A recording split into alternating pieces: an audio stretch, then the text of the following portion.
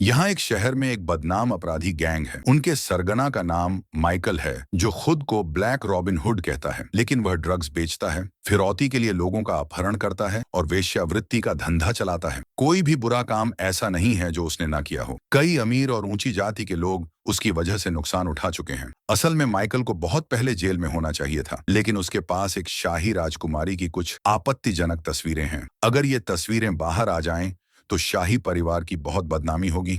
इसी कारण स्थानीय अधिकारी कुछ भी करने से डरते हैं। हर बार जब माइकल को कोई जुर्म करते पकड़ा भी जाता है तो उसे सबूतों की कमी या दबाव के चलते छोड़ दिया जाता है। इन तस्वीरों को लेकर माइकल बहुत घमंडी और बेखौफ होता जा रहा है। आखिरकार सरकार ने MI5 को चुपचाप इस मामले को सुलझाने का आदेश दिया।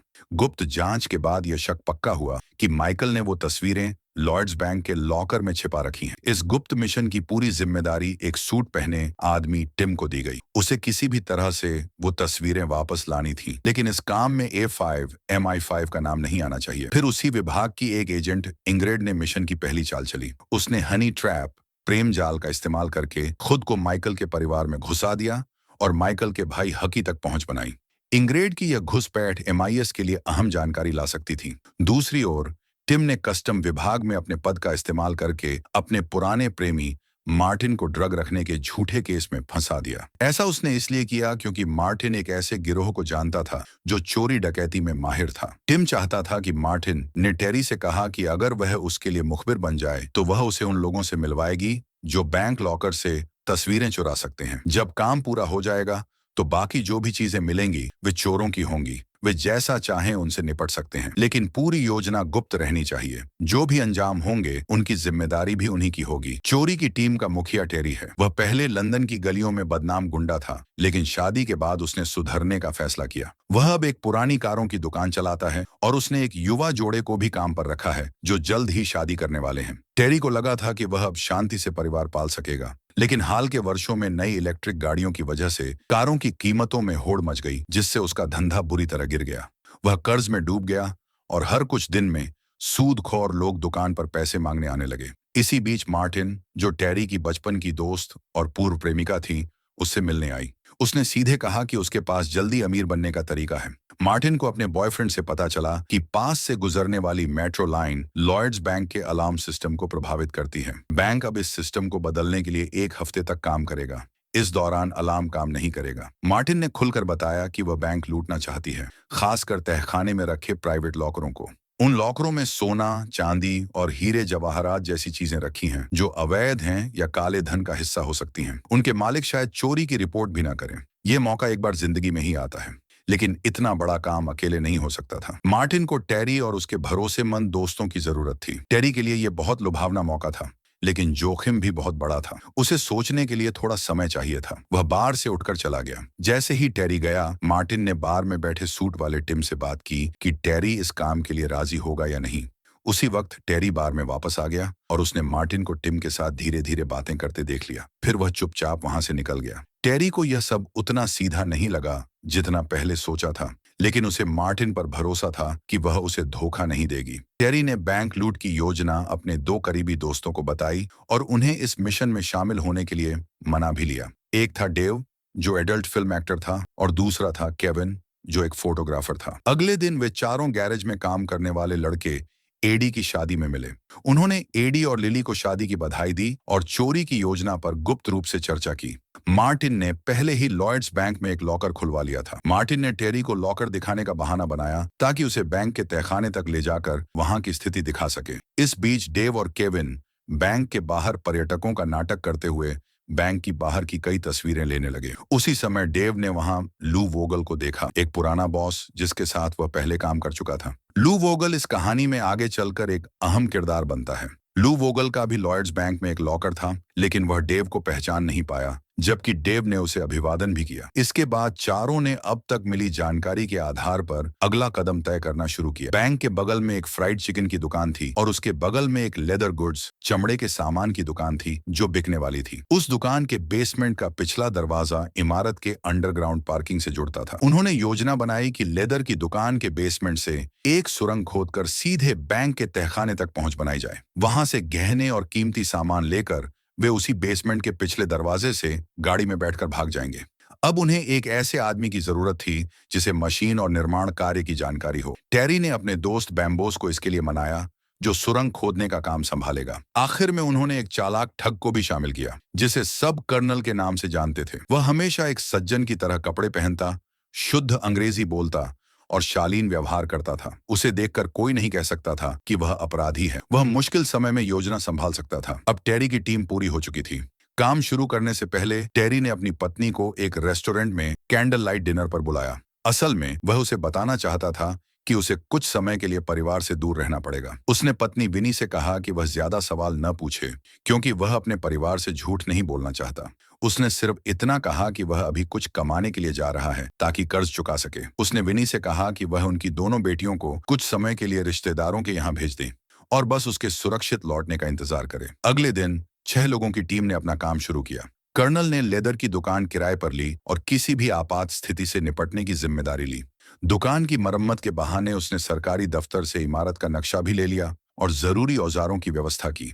टेरी और बाकी लोग एक रिपेयर टीम की तरह भूमिगत पार्किंग में घुसे और सभी औजारों को बेसमेंट में ले आए। उनकी हर हरकत टिम की टीम नजर रख रही थी। टिम लगातार इस पूरी स्थिति की रिपोर्ट अपने डायरेक्टर को दे रहा था। टिम की असली योजना यह थी कि टेरी और उसकी टीम जैसे ही चोरी करके बाहर आए, वह मौके पर उन्हें रोककर सारे सबूत अपने कब्जे में ले ले और अगर कुछ गलत हो जाए तो वह मार्टिन से खुद को अलग कर देगा ताकि MI6 का नाम किसी भी तरह से इसमें न आए। टेरी और उसकी टीम तैयार थी। उन्होंने योजना बनाई थी कि चोरी का काम सोमवार सुबह बैंक खुलने से पहले ही पूरा कर लिया जाएगा। जैसे जैसे सुरंग गहरी होती गई, खुदाई की तेज आवाज पास की फ्राइड चिकन की दुकान के कामकाज में दिक्कत पैदा करने लगी। दुकान के मालिक ने पुलिस में शिकायत कर दी। कुछ ही देर में पुलिस लेदर गुड्स की दुकान पर पहुंच गई और दरवाजा खटखटाया। सभी लोग घबरा गए और तुरंत काम रोक दिया। लेकिन सौभाग्य से कर्नल ने आगे बढ़कर मामले को समझदारी से संभाल लिया। उसने ऐसा कोई शक नहीं होने दिया। पुलिस को कुछ अजीब नहीं लगा। उन्होंने बस चेतावनी दी और चले गए। अब यह साफ हो गया था कि उन्हें कोई ऐसा चाहिए जो बाहर निगरानी रखे। टेरी ने तुरंत एडी को ढूंढा, जिस पर वह बहुत भरोसा करता था। एडी को लूट का हिस्सा नहीं मिलने वाला था, लेकिन टेरी ने वादा किया कि काम खत्म होने के बाद वह अपनी पुरानी कारों की दुकान उसे दे देगा। टेरी ने एडी से कहा कि बैंक के सामने वाली इमारत की छत पर बैठकर चौकसी रखे। अगर कोई हलचल दिखे तो तुरंत वॉकी टॉकी पर जानकारी दे। उसी शाम टिम भी इलाके में आ गया। उसने 2 लोगों को पार्किंग की निगरानी करने भेजा और खुद दुकान पर नजर रखने लगा। टिम एक बार जानबूझकर लेदर दुकान के सामने से गुजरा। एडी ने यह देखा और रिपोर्ट कर दी, लेकिन बाकी लोगों को कोई शक नहीं हुआ। बस मार्टिन को शक हुआ कि वो आदमी टिम ही है। उसने सिगरेट लाने का बहाना किया और पास के बार में जाकर टिम को सारी जानकारी दे दी। लेकिन अचानक टेरी भी मार्टिन के पीछे बार पहुंच गया और उन्हें बात करते देख लिया। ये देखकर टिम जल्दी से चला गया। मार्टिन ने टेरी से झूठ बोला कि वो तो कोई अनजान आदमी था जो यूं ही बात कर रहा था। टेरी अब थोड़ा सतर्क हो गया, लेकिन उसने मार्टिन को पकड़ा नहीं। जब मार्टिन वहां से गई तो टेरी ने छिपकर किसी को फोन किया। वहीं इंग्रेड ने भी टिम को गुप्त रिपोर्ट दी कि गैंग का मुखिया माइकल लंदन छोड़कर त्रिनिदाद जाने की तैयारी कर रहा है। उसने अपना कुछ गैरकानूनी धंधा लू वोगल को सौंप दिया था, वही जिसे पहले देखा गया था। टिम ने इंग्रेड से कहा कि सावधान रहना और अपनी सुरक्षा का ध्यान रखना। बस उन तस्वीरों को हासिल करना जरूरी था। माइकल कहीं भी भागे, उसे पकड़ ही लिया जाएगा। टेरी बार से लौटकर खुदाई के काम में लग गया, लेकिन अचानक सुरंग ढह गई और टेरी एक गहरे गड्ढे में गिर गया। सौभाग्य से उसे कोई चोट नहीं लगी। कर्नल गड्ढे को देखने आया और पाया कि यह 1665 की लंदन प्लेग महामारी के समय की सामूहिक कब्र थी। अजीब बात यह थी कि यह कब्र ठीक बैंक के वॉल्ट के नीचे थी। इससे उन्हें बहुत समय बच गया। उन्होंने कब्र के ऊपर से ही वॉल्ट की फर्श तोड़ दी। टेरी ने ऊपर जाकर देखा और पुष्टि की कि वही बैंक का वॉल्ट था, लेकिन खुदाई से निकली जहरीली गैस और धूल के कारण सबको सांस लेने में तकलीफ हो रही थी। इसलिए सबने थोड़ी देर आराम करने का फैसला किया और फिर धूल शांत होने के बाद चोरी की कार्रवाई शुरू करने का प्लान बनाया। बाहर निगरानी कर रहा एडी खुद से पूछ बैठा कि अंदर सब कैसा चल रहा है। जवाब में उसे बहुत अच्छी खबर मिली। सब लोग वॉकी टॉकी पर हंसी मजाक में बात कर रहे थे, लेकिन उनकी बातचीत गलती से पास के एक रेडियो शौकीन ने सुन ली। उसने बातचीत से अंदाजा लगाया कि यह बैंक डकैती हो सकती है और तुरंत पुलिस को सूचना दी। लेकिन शुरू में पुलिस ने बात को गंभीरता से नहीं लिया। फिर उस व्यक्ति ने बातचीत रिकॉर्ड करके दोबारा पुलिस को कॉल किया, मगर रेडियो की रेंज 10 किलोमीटर तक थी और इतने बड़े इलाके में सैकड़ों बैंक थे। बातचीत में किसी खास बैंक का नाम नहीं था। उधर टेरी और उसकी टीम आराम कर रही थी, तो फिलहाल कोई और बातचीत नहीं सुनी गई। इस बीच इंस्पेक्टर रॉय ने एक अफसर को रेडियो पर नजर रखने को कहा और खुद स्पेशल एक्शन की तैयारी में निकल गया। उसी समय जब सभी गहरी नींद में थे, मार्टिन चुपचाप अकेले बैंक के वॉल्ट में पहुंच गई। टिम के दिए गए इशारे के अनुसार उसे लॉकर नंबर 118 ढूंढना था। तभी अचानक टेरी, जो मार्टिन के पीछे पीछे आया था, अचानक बोल पड़ा। ये देखकर मार्टिन घबरा गई। टेरी के दिल में अब पक्का यकीन हो गया था कि मार्टिन कुछ ना कुछ सबसे छुपा रही है, लेकिन फिर भी उसने उसे सबके सामने बेनकाब नहीं किया। टेरी ने इशारों इशारों में बात करके उसकी असली मंशा जानने की कोशिश की, लेकिन मार्टिन भी चालाक थी। जब तक उसे मजबूर न किया जाए, वो सच नहीं बताने वाली थी। ऐसे तनाव भरे माहौल में जहां दोनों अकेले थे, एक जोशीले किस ने दोनों के बीच के शक को थोड़ी देर के लिए खत्म कर दिया। सुबह होते ही पुलिस ने शहर भर में भारी तादाद में पुलिस गाड़ियां भेजी, जो अलग अलग टीमों में बंटकर हर बैंक की जांच कर रही थीं। उनका मकसद था कि शायद किसी बैंक लुटेरे की बातचीत वॉकी टॉकी पर सुनकर उसका पता लगाया जा सके। उधर टेरी और उसकी टीम पूरी तरह आराम करने के बाद वॉल्ट में घुस गए और तेजी से लूटपाट शुरू कर दी। जैसे जैसे लॉकर खुलते गए, सामने सोना, हीरे जवाहरात और नोटों की गड्डियां आती गईं। मार्टिन का पूरा ध्यान बॉक्स नंबर 118 पर था, लेकिन टेरी उससे पहले ही उस लॉकर तक पहुंच गया। उसने देखा कि उस बॉक्स में माइकल से जुड़ी कुछ फाइलों के साथ साथ राजकुमारी मार्गरेट की आपत्तिजनक तस्वीरें भी थीं। अब टेरी को समझ में आ गया कि मार्टिन असल में क्या छिपा रही थी और क्यों। उसे पता चल गया कि ये बॉक्स बहुत बड़ी मुसीबत ला सकता है, लेकिन टेरी पहले से सतर्क था। उसने ये बात बाकी साथियों को नहीं बताई ताकि कोई नया विवाद न खड़ा हो। उसी समय 2 पुलिस गाड़ियां लॉयड्स बैंक के सामने आकर खड़ी हो गईं। एडी ने तुरंत वॉकी टॉकी पर सबको जानकारी दी। वहीं रेडियो पर निगरानी रख रहे अधिकारी ने भी ये बातचीत सुनी और इंस्पेक्टर रॉय को रिपोर्ट दी। लेकिन अभी तक पूरे शहर में दर्जनों बैंकों के बाहर पुलिस थी, इसलिए वॉकी टॉकी की लोकेशन तय करना मुश्किल था। बैंक मैनेजर ने पुलिस के साथ बैंक का दरवाजा खोला और तहखाने तक पहुंचा। उन्होंने देखा कि वोल्ट का दरवाजा पूरी तरह सुरक्षित था और उसे खोलने की अनुमति सिर्फ सोमवार सुबह ही बैंक डायरेक्टर दे सकता था। इसलिए पुलिस और मैनेजर बैंक से लौट गए। अब टेरी और उसकी टीम ने चैन की सांस ली, लेकिन वे जानते थे कि वहां ज्यादा देर रुकना सही नहीं। उन्होंने एडी को भी तुरंत हट जाने के लिए कहा, लेकिन तभी एक एम्बुलेंस तेज सायरन के साथ बैंक के सामने आ गई। एडी जैसे ही वॉकी टॉकी से सूचना देने वाला था, उसका वॉकी टॉकी नीचे गिर गया। टेरी को जब एडी की कोई प्रतिक्रिया नहीं मिली, तो उसे शक हुआ कि कुछ गड़बड़ है। उसने फौरन सबको समेटा और वहां से निकल पड़ा। ये एडी की गलती ही थी जिसने टेरी और उसके साथियों को बचा लिया। अगर उसने एम्बुलेंस शब्द वॉकी टॉकी पर बोल दिया होता, तो शायद पुलिस उन तक पहुंच जाती। अब जब पुलिस को और कोई जानकारी नहीं मिली, तो उन्होंने लॉयड्स बैंक को संदिग्ध लिस्ट से हटा दिया। टेरी और उसकी टीम सब कुछ समेटकर अपनी गाड़ी में बैठकर अंडरग्राउंड पार्किंग से बाहर निकल गए। टिम, जो पहले से घात लगाए बैठा था, तुरंत अपनी टीम को उनकी गाड़ी रोकने का आदेश दिया, लेकिन टिम धोखा खा गया। उस गाड़ी में कुछ भी नहीं था। असल में पिछली रात बार में टेरी को समझ आ गया था कि अब वह मार्टिन पर भरोसा नहीं कर सकता। इसीलिए टेरी ने पहले से ही एक ड्राइवर को किराए पर बुला लिया था। जब टेरी ने उसे इशारा दिया, तो ड्राइवर ट्रक को दूसरी जगह ले गया, जबकि टेरी और उसकी टीम एक अलग गाड़ी में चोरी का सारा माल चुपचाप लेकर निकल गई। इसके बाद टेरी सभी को एक पुराने गोदाम में ले गया, जहां उन्होंने लूट के सामान की गिनती शुरू की। वहां उन्हें बड़ी मात्रा में सोना, हीरे जवाहरात और कुछ ऐसे दस्तावेज और तस्वीरें मिली जो बड़े नेताओं और सांसदों की बदनामी कर सकते थे। सबने मिलकर माल बांटा। बाम्बोस और कर्नल ने अपना हिस्सा लिया और सबसे पहले वहां से चले गए। फिर टेरी ने वह फोटोज निकाली जो शाही राजकुमारी से जुड़ी थीं और साफ कह दिया कि मार्टिन ने सबके साथ झूठ बोला था। अब डेव और केविन को भी समझ आ गया कि मामला गंभीर है। आखिर में मार्टिन को सारा सच बताना पड़ा। तब टेरी और उसके दोनों दोस्तों को पता चला कि इस पूरी योजना की असली सच्चाई उनसे छुपाई गई थी। अब सबको समझ में आ गया कि MI5 जैसी संस्था से उलझना आम इंसान के बस की बात नहीं। वे पुलिस से भी ज्यादा खतरनाक होते हैं। ऐसे लोगों पर भरोसा करना मौत को बुलावा देने जैसा है। डेव ने सोचा अब सबसे जरूरी है बच निकलना, और वह अकेले ही गोदाम से चला गया। उधर टिम को समझ में आ गया था कि टेरी और उसकी टीम ने उसे चालाकी से बेवकूफ बना दिया है, लेकिन उसे यकीन था कि मार्टिन उससे फिर संपर्क करेगी, क्योंकि अब उसके पास वो फोटोज थीं जो किसी भी वक्त उसके लिए खतरा बन सकती थी। अगली सुबह लॉयड्स बैंक के अंडरग्राउंड वॉल्ट को खोलने की इजाजत मिली। बैंक मैनेजर वॉल्ट के अंदर की हालत देखकर दंग रह गया। उसने तुरंत पुलिस को सूचना दी और पुलिस ने जल्दी से पूरी जगह को घेर लिया। इसके बाद शहर के सभी बड़े अखबारों ने इस बैंक लूट की खबर को प्रमुखता से छापा। एक और घटनाक्रम में मार्टिन और टेरी ने टिम को फोन किया और नॉर्थ आइसलैंड रेलवे स्टेशन पर मिलने का प्लान बनाया। उधर MI6 के डायरेक्टर को जब पता चला कि बैंक लूट की खबर पूरे शहर में फैल चुकी है, तो वह बहुत परेशान हो गया। वह चाहता था कि ये मामला चुपचाप सुलझ जाए, लेकिन अब यह एक बड़ा मामला बन चुका था। अगर पुलिस लुटेरों को पहले पकड़ लेती और वे राजकुमारी की तस्वीरें सामने आ जाती, तो देश में बड़ा बवाल मच सकता था। इसलिए डायरेक्टर ने अपने अफसरों को आदेश दिया कि राष्ट्रीय सुरक्षा का बहाना बनाकर पुलिस से कहो कि वे जांच छोड़ दें, ताकि MI5 खुद इस मामले को संभाल सके। जब ये खबर फैली तो कुछ लोग बहुत गुस्से में आ गए। सबसे पहले थे लू वोगल और उसकी साथी सोनिया, और उनके साथ मिला हुआ एक भ्रष्ट पुलिस अफसर। लू वोगल और सोनिया वेश्यावृत्ति और हाई एंड एडल्ट क्लब चलाते थे। लू वोगल के लॉकर में पुलिस को दी गई रिश्वतों की पूरी लिस्ट थी।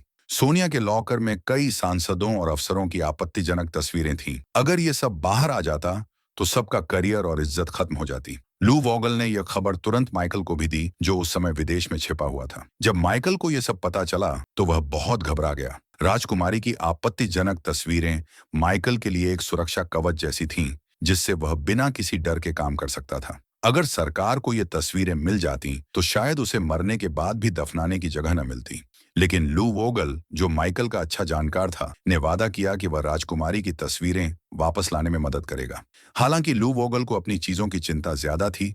अब माइकल को लगने लगा कि कुछ गड़बड़ है। उसे शक हुआ कि हकीकी प्रेमिका इंग्रेड, जो उसकी बहन जैसी थी, इस सब में शामिल हो सकती है। माइकल एक बेरहम और ठंडे दिल वाला आदमी था। इस बार इंग्रेड खतरे में पड़ सकती थी।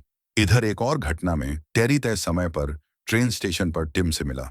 टिम के किसी चालबाजी से बचने के लिए टेरी सिर्फ कुछ ही फोटो साथ लाया था। उसने टिम से साफ कहा कि बाकी फोटो तभी देगा जब सरकार की ओर से उन्हें माफी का आधिकारिक पत्र, नए पासपोर्ट और देश से बाहर निकलने की अनुमति मिलेगी। टिम ने तुरंत यह बात डायरेक्टर को बता दी। पहले डायरेक्टर को लगा था कि सिर्फ राजकुमारी की तस्वीरें ही समस्या हैं, लेकिन अब मामला कई बड़े सरकारी अफसरों तक जा पहुंचा था।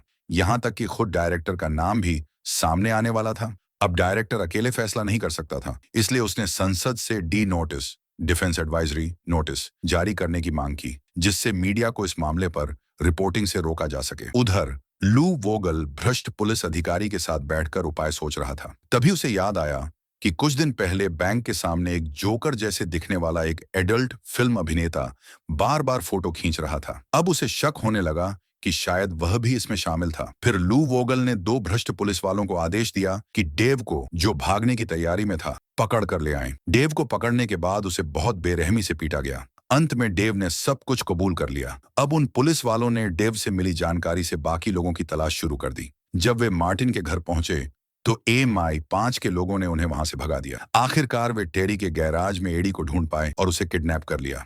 जाते जाते उन्होंने एडी की पत्नी को एक विजिटिंग कार्ड दिया और कहा कि टेरी को बुलाने को कहे। इस समय तक लॉयड्स बैंक की डकैती की खबर पूरे लंदन में फैल चुकी थी। टेरी और उसकी टीम की उस रात की बातचीत पुलिस बार बार रेडियो पर चला रही थी। टेरी की सबसे बड़ी बेटी ने उसके पिता की आवाज पहचान ली और अपनी माँ को बताया। वेंडी, टेरी की पत्नी, घबराई हुई थी। तभी टेरी ने खुद उसे फोन किया। उसके पास ज्यादा समय नहीं था, लेकिन उसने बताया कि वह ठीक है और वेंडी अब बच्चों को सख्त हिदायत दी कि वे घर से बाहर न निकलें।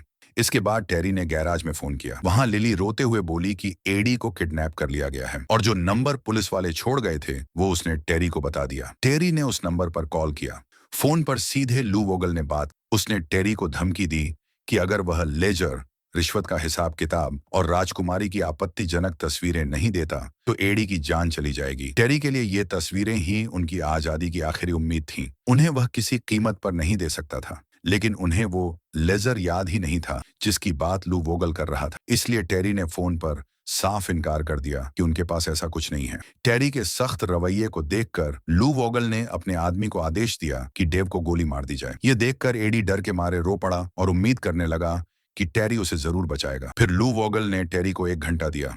अगर उसने लेजर नहीं ढूंढा तो एडी की जान जाएगी। फोन कटने के बाद टेरी और केविन तुरंत ट्रक में जाकर ढूंढने लगे। बहुत सारी चिट्ठियों और कागजों के बीच उन्हें वह लेजर मिल ही गया जिस पर लू वोगल का नाम था। उसमें सभी रिश्वत की रकम और विवरण दर्ज थे। उस लेजर में कई पुलिस अधिकारियों और ऊंचे पदों पर बैठे लोगों की रिश्वत की तारीखें और समय लिखे थे। अब जबकि वह लेजर मिल चुका था, टेरी और उसके साथियों के सामने एक मुश्किल खड़ी हो गई थी। अगर वे वह लेजर लू वोगल को दे देते तो MI6 उन्हें कभी माफ नहीं करता, लेकिन अगर वे राजकुमारी की तस्वीरें MI5 को दे देते तब भी, भले ही सरकार माफ कर दे, एडी की जान नहीं बचती। ऊपर से लू वोगल उन्हें मारने के लिए लोगों को भेज देता। लेकिन जब उन्होंने अच्छे से सोचा तो समझा कि अभी दोनों पक्षों को जिन चीजों की जरूरत है वो टेरी और उसके लोगों के पास है, यानी अब पूरा नियंत्रण उनके हाथ में था। आखिरकार उन्होंने दोनों पक्षों को एक दूसरे के खिलाफ खेलकर बचने की योजना बनाई। इस योजना को अंजाम देने के लिए टेरी ने लू वोगल से संपर्क किया और कहा कि अगली सुबह 11 बजे पैडिंगटन स्टेशन पर मुलाकात होगी। एक तरफ बंधक एडी, दूसरी तरफ फोटो और लेजर का सौदा। टेरी ने लू वोगल को धमकी दी कि अगर उसने बात नहीं मानी तो वह सारी रिश्वत की जानकारी पब्लिक कर देगा। सबसे बुरा ये होगा कि सब बर्बाद हो जाएंगे। लू वोगल को सबसे ज्यादा डर इस बात का था कि उसे अपनी जिंदगी जेल में बितानी पड़ेगी, इसीलिए उसने जल्दी ही हाँ कर दी।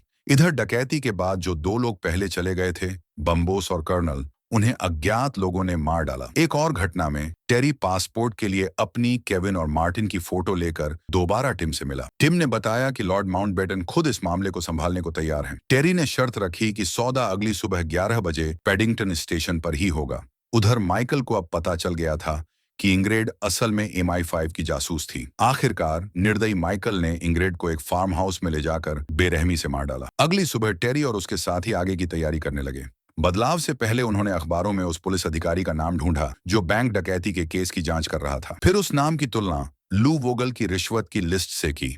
आखिरकार उन्हें पता चला कि इस केस की जांच कर रहे अधिकारी का नाम चीफ इंस्पेक्टर रॉय था। उसका नाम रिश्वत लेने वालों की सूची में नहीं था, यानी वह ईमानदार था। टेरी ने अनुमान लगाया कि रॉय एक सच्चा और निष्पक्ष पुलिस वाला है। फिर उसने लेजर की एक पेज फाड़ा और केविन को कहा कि वो खुद जाकर वो पेज चीफ इंस्पेक्टर रॉय को दे आए। केविन ने पूरी स्थिति चीफ इंस्पेक्टर रॉय को बताई। उसने कहा कि अगर रॉय को पूरी रिश्वत की लिस्ट चाहिए तो वह ठीक सुबह 11 बजे पैडिंगटन स्टेशन पर पहुंचे। वहीं वह भ्रष्ट पुलिस अफसर को पकड़ सकता है। जब स्टेशन पर सभी पहुंचे तो टेरी और मार्टिन अलग अलग हो गए।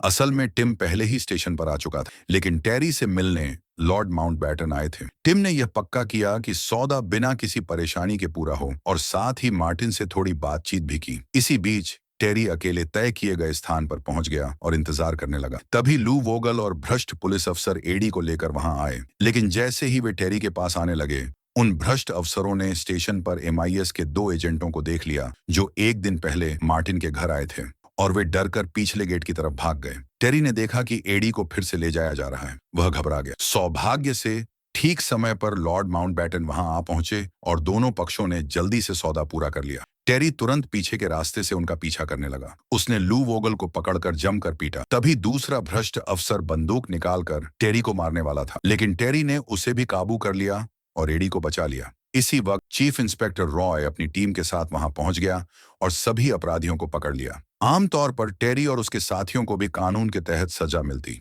लेकिन इस बार टिम ने मदद की क्योंकि टेरी के पास लॉर्ड माउंटबेटन का माफीनामा था। इसलिए इंस्पेक्टर रॉय ने टेरी और उसके साथियों को छोड़ दिया। टेरी ने अपना वादा निभाया। उसने लू वोगल की रिश्वत वाली लेजर इंस्पेक्टर रॉय को सौंप दी। अब जब MI5 को राजकुमारी की फोटोज वापस मिल गईं, तो उन्हें किसी बात की चिंता नहीं रही। उन्होंने सीधा माइकल के ट्रिनिडाड वाले घर पर छापा मारा और उसे गिरफ्तार कर लिया। बाद में उन्होंने फार्म हाउस के कोने में इंग्रिड की लाश भी खोज ली। आखिरकार माइकल को 1975 में उसके कई अपराधों के लिए फांसी दे दी गई।